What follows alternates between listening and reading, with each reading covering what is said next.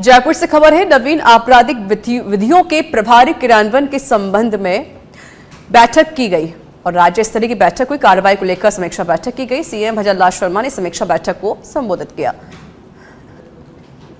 तो नवीन आपराधिक विधियों के प्रभावी क्रियान्वयन को लेकर यह बैठक की गई।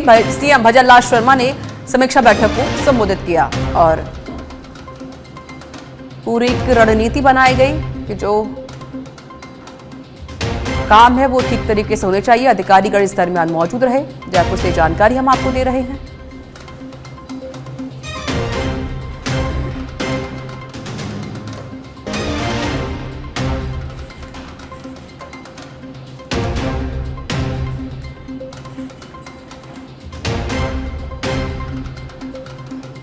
विधानसभा में 4 दिनों से चल रहा कांग्रेस विधायकों का धरना सोमवार को समाप्त हो गया।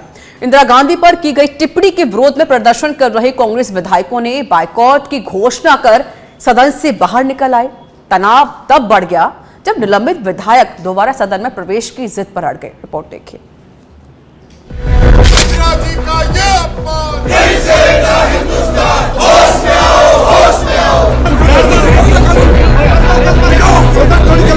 राजस्थान की सियासत में बवाल जारी है।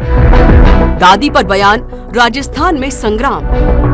सड़क से लेकर सदन तक कांग्रेस का प्रदर्शन। सत्ता पक्ष और विपक्ष के बीच बना गतिरोध। राजस्थान विधानसभा में इंदिरा गांधी पर घमासान।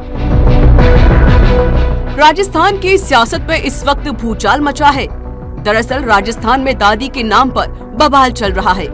बवाल इतना बड़ा कि विधानसभा स्पीकर को सदन की कार्यवाही के दौरान कांग्रेस के 6 विधायकों को निलंबित करना पड़ा, जिसके बाद कांग्रेस विधायकों ने पिछले 4 दिनों से सदन में डेरा डाल दिया और सदन में ही शुक्रवार से धरने पर बैठे हुए हैं। हालांकि उस वक्त शाम को मंत्री जोगाराम पटेल और जवाहर सिंह मैडम ने कांग्रेस विधायकों से मुलाकात जरूर की, लेकिन बातचीत का कोई नतीजा नहीं निकल पाया था। लिहाजा कांग्रेस विधायकों ने निलंबन को खत्म करने को लेकर आगामी रणनीति बना डाली, जिसका साफ तौर पर असर भी देखने को मिला है। कांग्रेस कार्यकर्ताओं ने सदन के बाहर शक्ति प्रदर्शन करते हुए विधानसभा घेराव करने का भी प्रयास किया, लेकिन पुलिस की ओर से की गई बैरिकेडिंग के चलते प्रयास विफल रहा। सबके समक्ष स्पष्ट रूप से ये प्रदर्शित हो गया कि एक व्यक्ति की हठधर्मिता और उसके द्वारा बार बार किए जा रहे अपशब्दों का प्रयोग राजस्थान विधानसभा की परंपराओं को कलंकित करने का कारण है। कोई विषय नहीं है जिसके ऊपर उन्होंने गतिरोध पैदा किया, ना तो कोई जनहित का मुद्दा है उनके पास, ना सरकार के विरुद्ध कोई विषय उठाने की उनके पास विषय वस्तु है। सिर्फ कांग्रेस के अंदर की जो राजनीति है वो आज खुलकर के सामने आ गई। ये नाथूराम गोडसे की औलाद है साहब, ये तो उनके विचारधारा को मानने वाले लोग हैं। हमें क्या पता कि इतना जालसाजी है इनमें। आप बताइए कि जिस मंत्री के गलत बयान से जो गतिरोध हुआ और जब सेटलमेंट क्या हुआ, ये हुआ क्या कि हम कान पकड़ के माफी मांगेंगे और वो हम पे हुक्म चलाएंगे। ये कोई कभी समझौता होता है क्या? ये कहना कि इनमें ये है, इनमें ये क्या है, अगर हम में होता तो हम एक लाइन में एक्सपंज कराने के लिए उसके लिए खेद प्रकट क्यों करते? खेद प्रकट राजस्थान की जनता के लिए किया है। इनसे हम डरने वाले, घबराने वाले नहीं है। विधानसभा में शुक्रवार को प्रश्नकाल के दौरान मंत्री अविनाश गहलोत ने इंदिरा गांधी पर विवादित टिप्पणी कर दी थी। उन्होंने कहा था कि कांग्रेस ज्यादातर योजनाओं का नाम अपनी दादी के नाम पर रख देती थी, जिस पर नेता प्रतिपक्ष टीकाराम जूली ने कड़ी आपत्ति जताते हुए सवाल किया कि आप पूर्व प्रधानमंत्री इंदिरा गांधी को दादी कहकर संबोधित कर रहे हैं। जिसके बाद इस बयान पर कांग्रेस विधायकों ने जमकर बवाल किया और कांग्रेसी विधायक वेल में आकर नारेबाजी करने लगे थे। इसी को लेकर स्पीकर को डोटासरा समेत 6 विधायकों को निलंबित करना पड़ा। कौन क्या करेगा पूरा शेड्यूल तय हो गया। पहले कौन बोलेगा, फिर कौन बोलेगा, फिर कौन बोलेगा और अंत में समापन कौन करेगा, वो सारा तय हो गया। कौन क्या बोलेगा ये भी तय हो गया। ये तय करने के बाद जब सदन में बैठक कार्रवाई शुरू हुई और विशेष अनुमति देकर निष्कासित सदस्य को भी अंदर आने की अनुमति दी गई, उसके बाद उनको जो बोलना चाहिए था वो बोलने की बजाय वो बात को घुमाने लगे और मुद्दे की बात जो बोलनी थी वो बोले बिना इधर उधर की बातों को घुमा के वापस हम पर दोषारोपण करने लगे। स्वयं के अपराध को स्वीकार करने को बिल्कुल तैयार नहीं हुए, किसी कीमत पे वो तैयार नहीं। अंदर जबकि चैम्बर में उन्होंने वहाँ भर दी थी कि मैं स्वीकार करूँगा और मैं खेद प्रकट करूँगा, लेकिन उन्होंने खेद प्रकट करने के लिए जो घुमा फिरा के वाक्य बोले वो पर्याप्त नहीं थे और इसलिए फिर हमको उनका विरोध करना पड़ा। किसी महान नेता के बारे में, और ये परंपरा होती है, जो व्यक्ति सदन का सदस्य नहीं है, व्यक्ति दुनिया में नहीं है, और वो महान महिला जो देश की प्रधानमंत्री रही हो, उसके खिलाफ इस प्रकार की बात बोलना प्रश्नकाल में, जहां उनका कोई संदर्भ नहीं था, उनकी धारणा कहीं ना कहीं जानबूझ के उनको अपमानित करने की थी, इसलिए जानबूझ के उस बात को रखा गया ताकि सदन और देश में तेज ना फैले। और हमारा अधिकार है, अगर हमारे नेता की अवमानना करता है तो जूली जी ने, डोटासरा जी ने उसको उठाया, और मैं तो कहता हूं बहुत अच्छा काम किया कि मजबूती से इस बात को उठाया कि इसको एक्सपंज किया जाए। जो गतिरोध पैदा हुआ, सारे विधायकों ने धरना दिया, और हमारी मांग कितनी थी? मांग इतनी थी कि जिस मंत्री ने जानबूझकर इंदिरा जी का अपमान किया, और ये भाजपा की समानता देखिए आप, भारत सरकार पार्लियामेंट के अंदर अंबेडकर जी को अपमानित करती है और राजस्थान सरकार जयपुर के अंदर इंदिरा जी को अपमानित करती है। ये चाहते हैं कि कंट्रोवर्सी पैदा करो, नेताओं को भला बुरा कहो ताकि संवाद ना हो। तो वहीं सकारात्मक बातचीत के बाद सरकार और विपक्ष के बीच भले ही गतिरोध टूट गया था, विधानसभा से निलंबित किए गए 6 कांग्रेस विधायकों को बहाल करने पर सहमति बन गई थी। हालांकि इसके बाद पहले माफी मांगने को लेकर पेच फंस गया।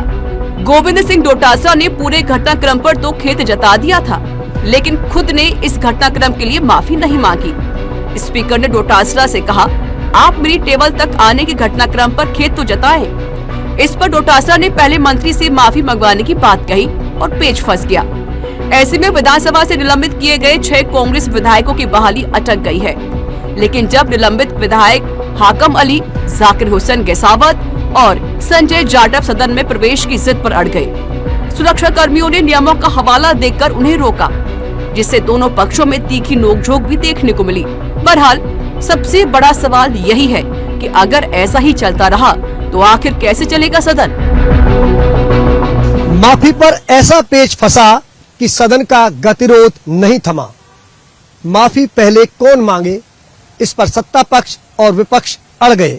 कोई भी झुकने को तैयार नहीं हुआ और परिणाम ये कि सदन में गतिरोध जारी रहा। हालांकि सदन की कार्रवाई चली तो सही, लेकिन विपक्ष के बिना, क्योंकि कांग्रेस के विधायकों ने बायकॉट कर दिया। अब देखना यह होगा कि कल जब निलंबित विधायकों को सदन में प्रवेश नहीं दिया जाएगा तो बाकी विधायकों का रोल क्या होगा। वही 27 तारीख को जब सरकार का जवाब आएगा तो क्या विपक्ष उस वक्त मौजूद रहेगा, यह तो देखने वाली बात होगी। लेकिन सवाल जनता का माननीयों से, जिनको जन आकांक्षाओं को पूरा करने की जिम्मेदारी है, वो सदन में केवल बहस तो कर रहे हैं, लेकिन एक दूसरे पर छींटाकशी करते हुए, ना कि जनता के हितों में। वीडियोलिस्ट हेमंत के साथ लाल सिंह फौजदार, सच बेधड़क, जयपुर। जैसलमेर के भड़ियाड़ा में आरपीए में पुलिस अलंकरण समारोह का आयोजन किया गया, जिसमें सेवानिवृत्त पुलिस महानिरीक्षक सवाई सिंह गोदारा को अति उत्कृष्ट सेवा पदक से सम्मानित किया गया। ये पदक डीजीपी यूआर साहू के हाथों से दिया गया। इसी के साथ केंद्रीय गृह मंत्री उत्कृष्ट अनुसंधान पदक, अति उत्कृष्ट सेवा पदक, उत्कृष्ट सेवा पदक, डीजीपी डिस्क सहित अन्य पदकों से 64 अधिकारियों और कर्मचारियों को सम्मानित किया गया।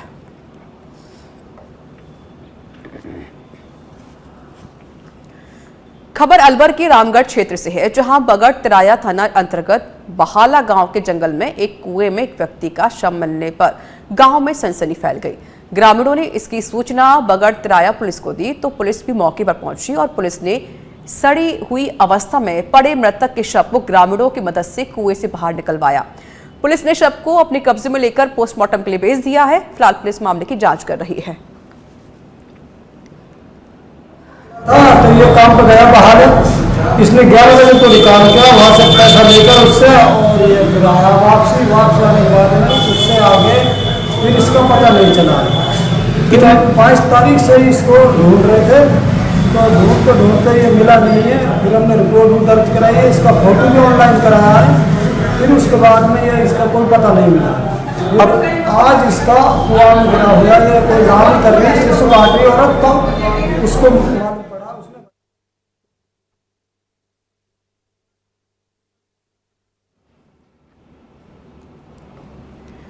कोटा के रामगंज मंडी में राष्ट्रीय राजमार्ग 52 पर दरा नाल में लगने वाली भीषण जाम ने एक मासूम की जान ले ली। पप्पू लाल अपने 3 साल के बीमार बेटे को इलाज के लिए कोटा लेकर जा रहे थे, लेकिन रास्ते में जाम के कारण समय पर अस्पताल नहीं पहुंच सके, जिससे बच्चे ने दम तोड़ दिया।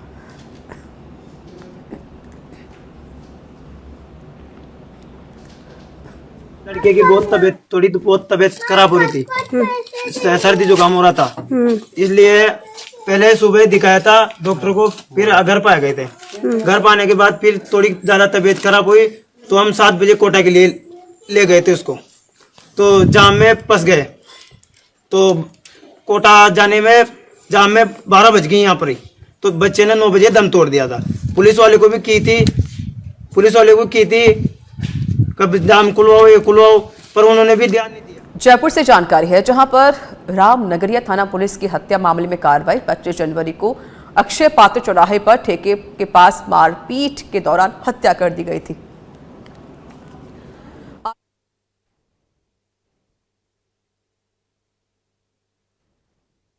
गिरफ्तार हो चुके हैं।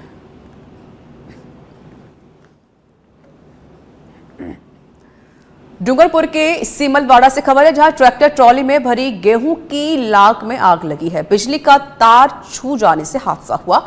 आग से पूरी फसल जलकर राख हो गई। खेतों में फसल काटकर ले जा रहे हैं।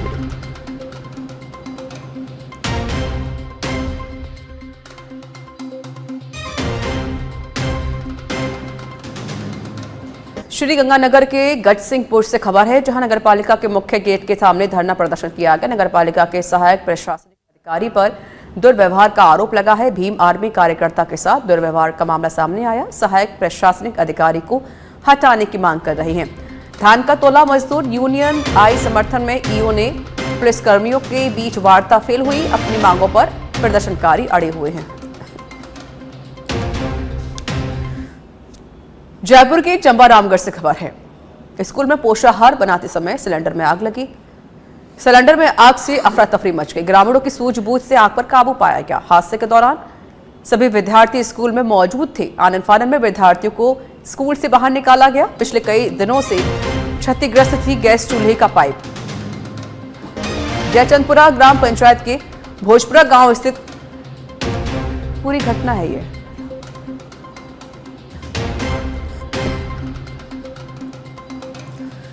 जयपुर से जानकारी है, जहां मिलिट्री हॉस्पिटल में नेत्र शिविर आयोजित हुआ है। इस नेत्र शिविर का भूतपूर्व सैनिक और उनके परिवार वालों ने जो है वो लाभ ले सकते हैं। नेत्र शिविर में कई आर्मी ऑफिसर मौजूद रहे। वहीं पहले भी सैनिकों की सुविधाओं के लिए नेत्र शिविर संबंधित शिविर लगाए जा चुके हैं और एक बार फिर से शिविर लगाया गया। कैंप मोतियाबिंद स्क्रीनिंग कैंप और सर्जिकल कैंप जो 24 से 28 तारीख तक एमएच जयपुर में होने वाला है, ये अपना जयपुर के निकट जो भी भूतपूर्व सैनिक है और उनके डिपेंडेंट्स के लिए किया गया है। इसका जो आयोजन है, हमारे army commander lieutenant general Manjinder Singh, AVSM, वाईएसएम, VSM के श्रद्धा के अनुसार, उनके निर्देश के अनुसार किया जा रहा है और इसमें तकरीबन 350 लोगों के लिए सर्जरी किया जाएगा और स्क्रीनिंग किया जाएगा। सर ने जैसा आपको बताया कि ये हम इस क्षेत्र में हमारी टीम, मैं brigadier Sanjay Mishra, head of the department I department army hospital research and referral Delhi से आए हैं। हमारी टीम में 4 और आई स्पेशलिस्ट हैं जो कि बेस हॉस्पिटल दिल्ली और कमांड हॉस्पिटल लखनऊ से आए हैं। ये कैंप का प्रोत्साहन ये जो लाया गया है वो हमारे army chief general Upendra Dwivedi के मार्गदर्शन में शुरू किया गया है। उन्होंने मुझे एक बार बुला के बोला कि हम लोग को कुछ एक्स सर्विसमैन के लिए हम लोग को कुछ बढ़ के काम करना चाहिए ताकि उनका देखभाल और अच्छे से हो सके। वो लीड लेते हुए हमने पहला अपना आई कैंप